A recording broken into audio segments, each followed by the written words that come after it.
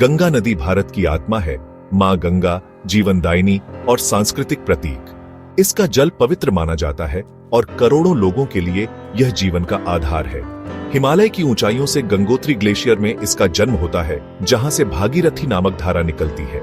देवप्रयाग में भागीरथी और अलकनंदा का संगम होता है, यहीं से इसे गंगा नाम मिलता है। गंगा अपनी शुरुआती यात्रा में संकरी घाटियों और चट्टानों के बीच से तेज बहती है, जो इसकी शक्ति को दर्शाता है। पहाड़ों से निकलकर यह ऋषिकेश और हरिद्वार से होती हुई मैदानी इलाकों में प्रवेश करती है।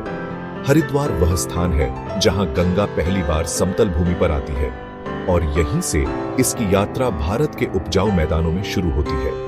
इन मैदानों की उपजाऊ मिट्टी गंगा और उसकी सहायक नदियों द्वारा लाई गई गाद से बनी है। गंगा लगभग 2525 किलोमीटर लंबी है और उत्तराखंड, उत्तर प्रदेश, बिहार, झारखंड और पश्चिम बंगाल से होकर बहती है।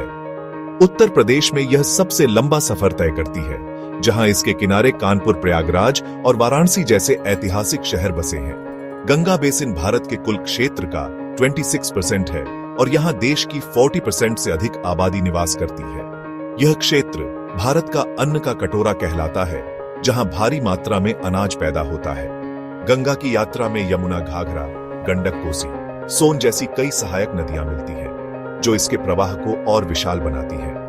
पश्चिम बंगाल में गंगा दो धाराओं में बंटती है, हुगली, जिसके किनारे कोलकाता है, और पद्मा, जो बांग्लादेश में प्रवेश करती है।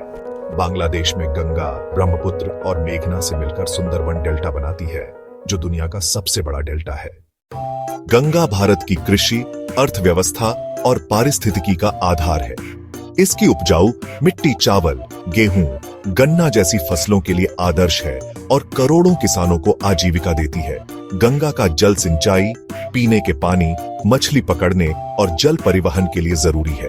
गंगा में 140 से अधिक मछलियों की प्रजातियां और गंगा डॉल्फिन जैसी दुर्लभ प्रजातियां पाई जाती हैं। हिंदू धर्म में गंगा को देवी मां का दर्जा प्राप्त है। हरिद्वार, वाराणसी, प्रयागराज जैसे तीर्थ स्थल इसके किनारे बसे हैं।